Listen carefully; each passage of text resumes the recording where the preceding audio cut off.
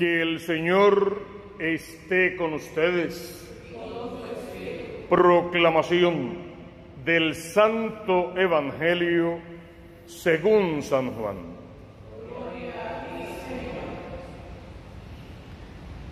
El primer día de la semana, María Magdalena fue al sepulcro al amanecer, cuando aún estaba oscuro, y vio la losa quitada del sepulcro. Echó a correr y fue donde estaba Simón Pedro y el otro discípulo, ese discípulo a quien Jesús tanto amaba, y les dijo: se han llevado del sepulcro al Señor y no sabemos dónde lo han puesto. Salieron Pedro y el otro discípulo camino del sepulcro. Los dos corrían juntos, pero el otro discípulo corría más que Pedro. Se adelantó y llegó primero al sepulcro. Y asomándose, vio las vendas en el suelo, pero no entró. Llegó también Simón Pedro detrás de él y entró en el sepulcro. Vio las vendas en el suelo y el sudario con que le habían cubierto la cabeza, no por el suelo con las vendas, sino enrollado en un sitio aparte. Entonces entró también el otro discípulo, el que había llegado primero al sepulcro, vio y creyó, pues hasta entonces no habían entendido la Escritura, que él había de resucitar de entre los muertos. Hermanos, lo proclamado para nosotros en la mañana de la resurrección, palabra del Señor. Nos sentamos, hermanos, allá en la casa un momentito, participamos en la meditación de esta palabra de vida. Hoy es domingo de resurrección. Esto fue así. El domingo pasado, domingo de Ramos, Jesús entraba triunfante en la ciudad santa de Jerusalén. Y todos los años tú y yo, con ramas en las manos, corremos las calles de nuestras ciudades cantando Hosana al Hijo de David, bendito el que viene en nombre del Señor. Entramos en el templo del Señor con ese júbilo y participamos del lavatorio de los pies. Con el lavatorio de los pies, en la pasión del Señor, hacemos hincapié en la institución del sacramento del orden sacerdotal. Ese día Jesús ordenó sus primeros 12 sacerdotes, Judas incluido. Celebramos también ese día nosotros la última cena. Jesús toma pan en sus santas y venerables manos, lo parte y lo reparte. Toma vino en sus santas y venerables manos, lo pasa, antes los bendice y dice: esto es mi cuerpo, esta es mi sangre. Y con este gesto la institución de la Eucaristía y luego el gran mandato a sus sacerdotes recién ordenados: y yo no volveré a beber más del fruto de la vid hasta que no sea la eterna y definitiva Pascua en el reino de los cielos, pero ustedes harán esto recordándome a mí. Eso fue el domingo. ¿Qué pasó el lunes santo según las Escrituras? No hay constancia, no dice nada. ¿Qué pasó el martes y el miércoles santo? No hay constancia tampoco. Pero el jueves los discípulos del Señor le preguntaron dónde quería que se celebrara la cena. Y entonces ahí tenemos el jueves santo. Equivoqué los términos, lo que contamos para el domingo de Ramos pasó realmente el jueves santo. Fue allí donde se lavaron los pies en la última cena, fue allí donde se instituyó el orden sacerdotal y la Eucaristía. Después de esa gran cena, de esa última cena, de esa primera Eucaristía, ¿qué pasó? Bueno, pasó que Jesús salió de allí, no sin que primero hubiese salido Judas, quien lo iba a entregar. Jesús se fue al huerto a hablar con su papá, a orar en intimidad, a llamar a Dios Abba, papá, papito. Y allí llegó Judas con la turba y con un beso has entregado al Hijo del Hombre. ¿Qué vimos después que pasó? Que Jesús fue tomado preso y que el Viernes Santo lo vimos morir en la cruz a las 3 de la tarde, la hora de la misericordia por la salvación del mundo. Después de esto, ¿qué pasó? Pasó el Sábado Santo, el sábado del silencio, donde la iglesia no tiene una liturgia para el sábado. Cierto que el viernes es el único día del año cuando no se celebra la Santa Misa, pero el sábado no tiene una liturgia propia, porque la que celebramos al filo de la medianoche realmente corresponde al domingo de resurrección. Es el domingo de la gloria del Señor, de la victoria sobre la muerte. Es esta fiesta que estamos celebrando ahora. ¿Qué dicen las lecturas en el día de hoy? La primera anotación que debes hacer es que por lo general la primera lectura está tomada de alguno de los libros del Antiguo Testamento. La segunda lectura va a estar tomada de alguno de los libros del Nuevo Testamento, las epístolas, los hechos, el Apocalipsis. Y los evangelios, lógicamente, de alguno de los 4 evangelistas. Hoy no. Hoy tenemos la primera lectura tomada del libro de los Hechos de los Apóstoles. Vamos a ver. Los 4 evangelistas los 4 evangelios fueron escritos para hablar de la vida y la obra de Cristo, de Jesús, del Mesías prometido. El libro de los Hechos de los Apóstoles, escrito por San Lucas, quien también escribe uno de los 4 evangelios. Este libro fue escrito para narrar la vida y la obra de la iglesia primitiva, de la iglesia primera, de la iglesia verdadera, de la que Cristo instituyó sobre la cabeza de Pedro. Tú eres Pedro, sobre esta piedra edifico mi iglesia. El marco de esta lectura de hoy en el capítulo 10, verso 34a, verso 37 al 43 es muy importante. ¿Dónde está Pedro cuando esto sucede? Pedro se encuentra en la casa de Cornelio. Cornelio es este centurión romano que se convirtió, era pagano, pero al final terminó creyendo en Cristo. Y entonces Pedro entra en su casa, lo reciben perfectamente bien y allí Pedro explica quizá por primera vez el querigma de la iglesia verdadera. No dije el carisma es el don que de Dios recibimos para ponerlo en función de la iglesia por la salvación de las almas. Algo así sería el carisma. Este es el querigma y significa el primer anuncio del reino de los cielos. Y resume a este Dios Padre misericordioso, que por su misericordia tiene un hijo que se llama Jesús el Redentor, y que es este Jesús el Señor de los señores, el señorío de Jesús que viene para salvar al mundo, porque el hombre pecó contra Dios y se puso de espaldas a Dios, pero Dios quiere salvarlo y envía a su Hijo único al mundo para que todo el que crea en Él no se pierda, mas tenga vida eterna. Ese Jesús Redentor tiene para ti promesa de vida eterna, una mansión con duración de vida eterna en el reino de los cielos.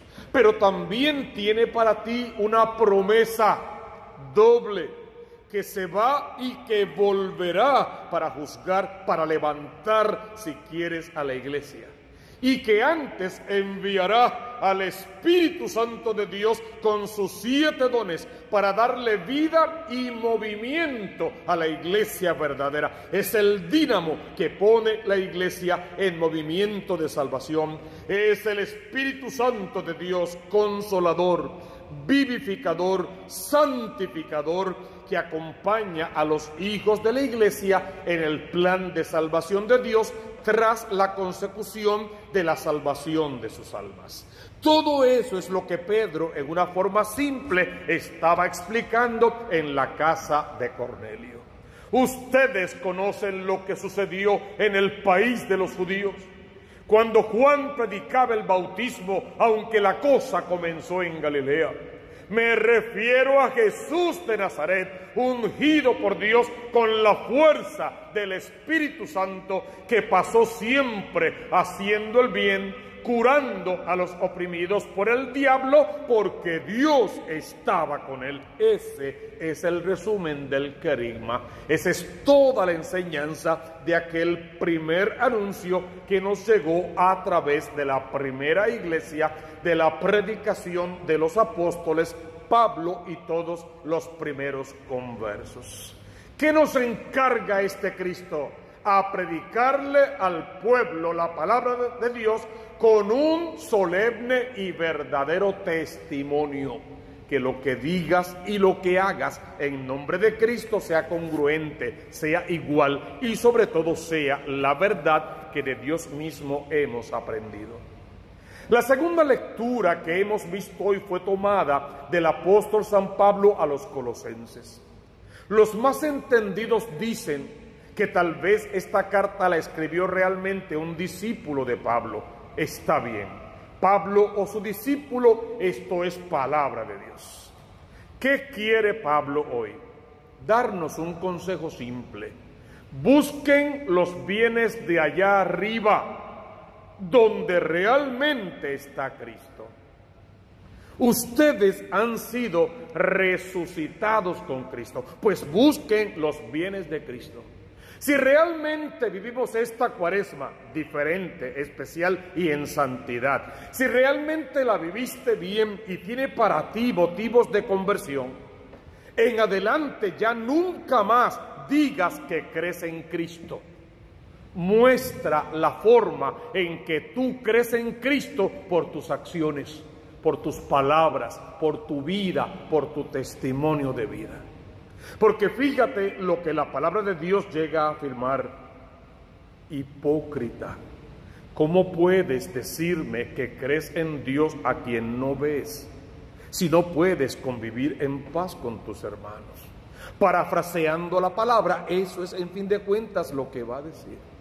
No puedo decir que amo a Dios y cada 3 segundos estar estasajando con mi lengua a todos los demás.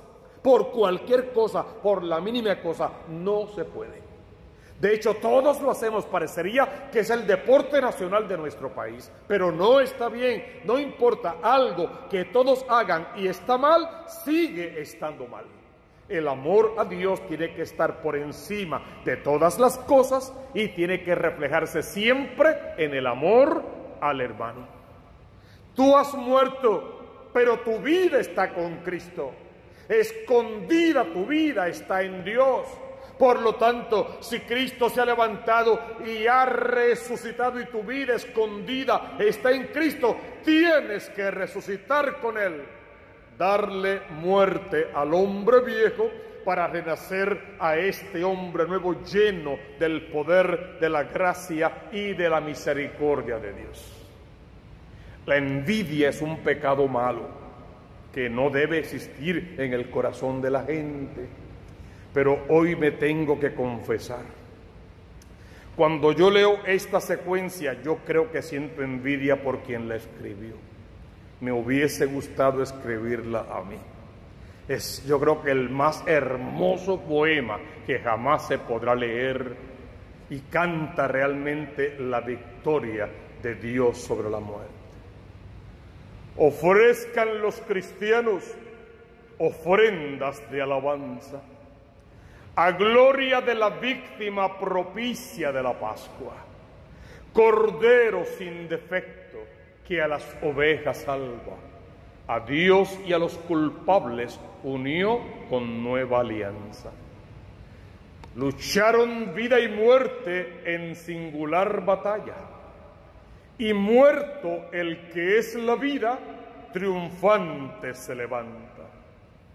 ¿Qué has visto de camino, María, en la mañana? A mi Señor glorioso, la tumba abandonada. Los ángeles testigos, sudarios y mortaja. Resucitó de veras mi amor y mi esperanza. Venid a Galilea, allí el Señor aguarda. Allí veréis los suyos la gloria de la Pascua. Primicia de los muertos, sabemos por tu gracia que estás resucitado. La muerte en ti no manda. Rey vencedor, apiádate de la miseria humana y da a tus fieles parte en tu victoria santa. Que no es un poema realmente hermoso, que no canta la gloria y la maravilla de la resurrección, que no debe ser aprendido de memoria por todos nosotros y recitarlo todos los días cuando nos montamos en nuestro carro y salimos de un lugar al otro, sobre todo con nuestros hijos en el carro. Allí deberíamos recitar este poema. El Señor ha resucitado y vive entre nosotros. El Evangelio que hemos leído hoy tiene unas características extraordinarias, realmente extraordinarias. Vamos a intentar verlo en sus detalles. De hecho, es una narración, la de Juan, distinta a la de los sinópticos. Tiene muchas cosas diferentes. La base de toda esta narración y los sinópticos, ¿cuál es? Que la tumba está vacía, que Jesús realmente resucitó y que se presenta a sus discípulos. Eso no va a cambiar en las narraciones, cambian los datos, los detalles, como cuando contamos varias personas una misma experiencia, así, distintos datos, pero en fin de cuentas, que la tumba está vacía, que Cristo realmente resucitó y que se apareció a sus discípulos. Era el primer día de la semana, era domingo. María, la de Magdala, María, la de la mala reputación, María, la pecadora, bueno, ya la convertida, la llena de Dios. Esta María fue al sepulcro al amanecer, y hace claro Juan al escribir, cuando todavía estaba oscuro. María cometió ya el primer error de su vida. Como una mujer como esta, a quien Jesús le hizo tal favor de sacarla de la oscuridad del pecado y llevarla a la luz de la verdad.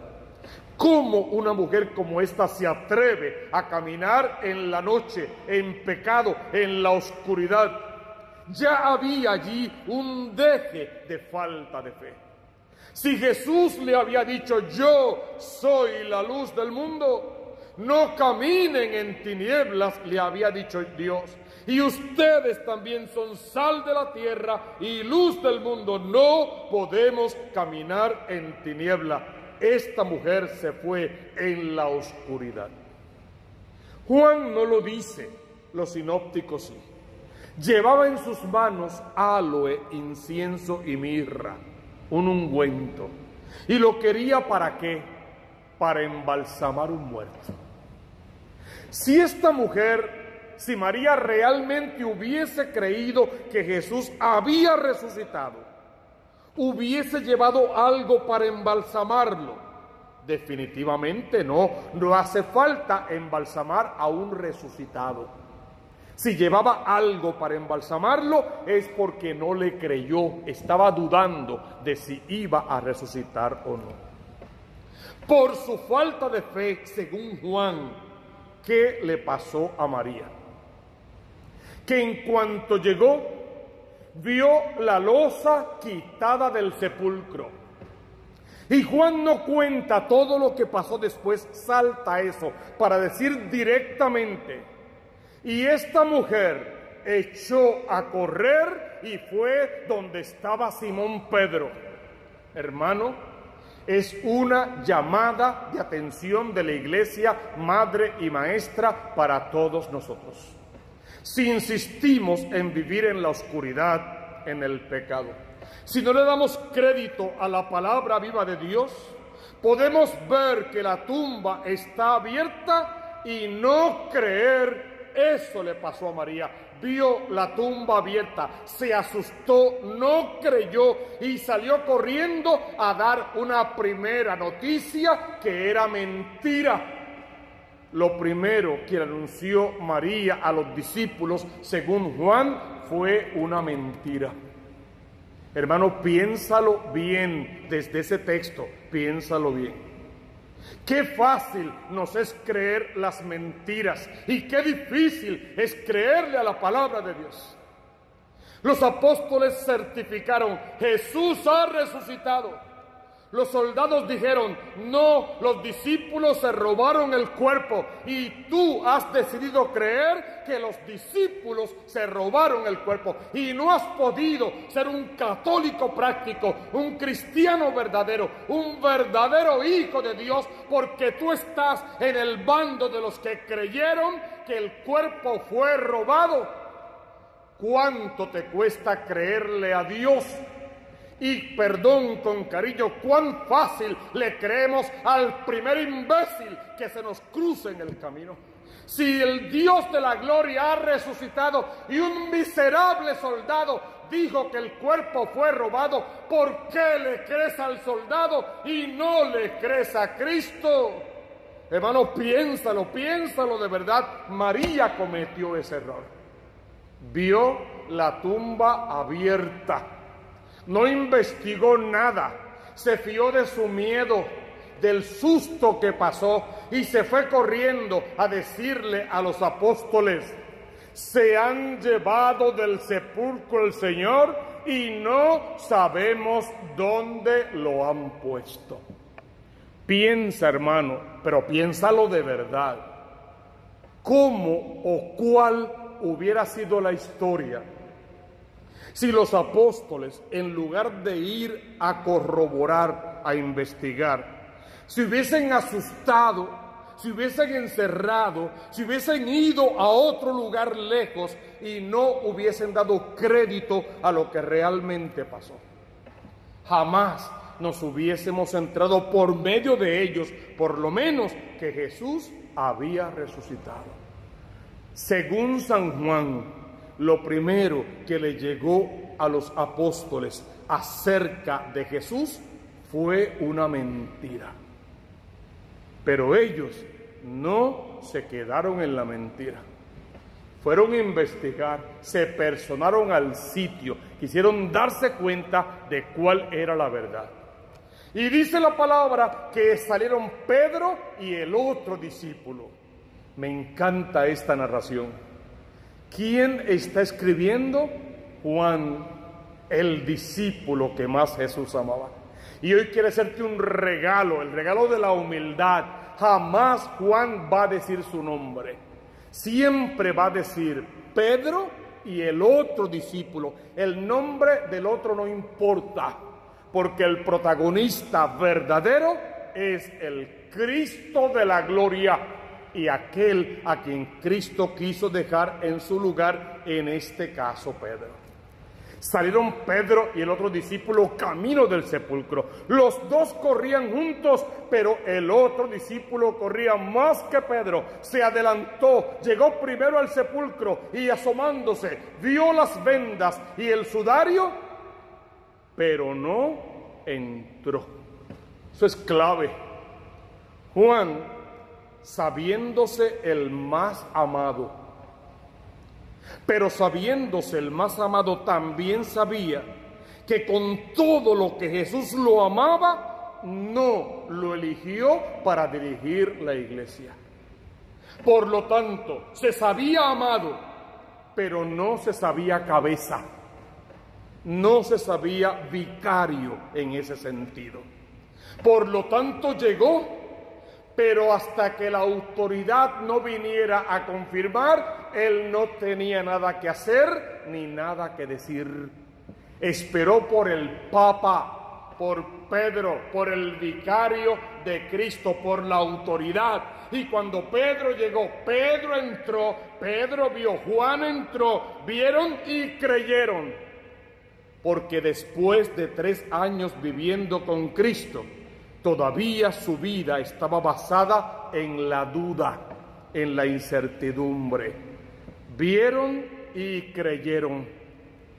Entonces también el otro discípulo que había llegado primero al sepulcro vio y creyó, pues hasta entonces no habían entendido la Escritura, que él había de resucitar de entre los muertos. Es lindo este evangelio. Nos pone en evidencia con nuestra propia fe. Le hace marco a la iglesia verdadera. La liturgia de la palabra es una exhibición. Pedro con el querigma, San Pablo con la adhesión a Cristo y el evangelio con la fe bien dispuesta en Cristo y en la iglesia, tal como Cristo la fundó.